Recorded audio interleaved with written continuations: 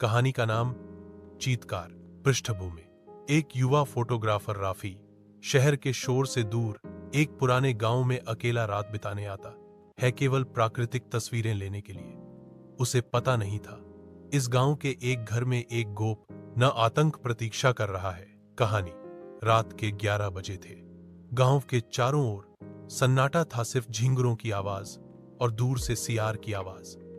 राफी ने अपनी कैमरा गले में लटकाकर गांव के आखिरी छोर पर एक पुराने झोपड़े में प्रवेश किया। घुसता है।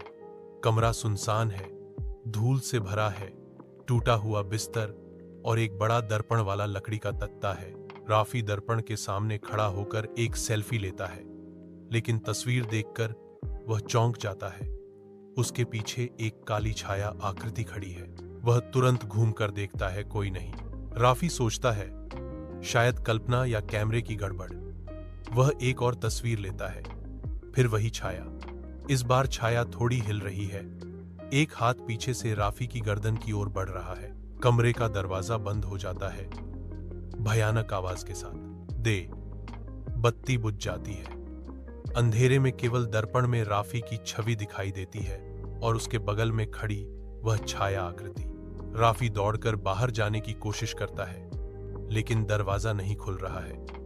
दर्पण की ओर देखकर चिल्लाता है, क्योंकि छाया आटा अब की बार उसका सामना कर रहा है। आईने के अंदर नहीं, हकीकत में। फिर अचानक एक भयानक स्त्री की आवाज पूरा घर हिला देती है। सुबह गांव के लोग आकर देखते हैं, घर का दरवाजा टूटा हुआ है। राफी नहीं है, सिर्फ उसका कैमरा पड़ा हुआ है।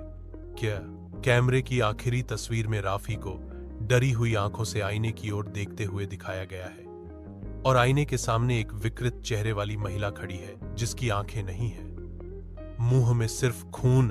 अंतिम पंक्ति। वह आईना अभी भी घर में है। किसी की हिम्मत नहीं है। डिसाइनो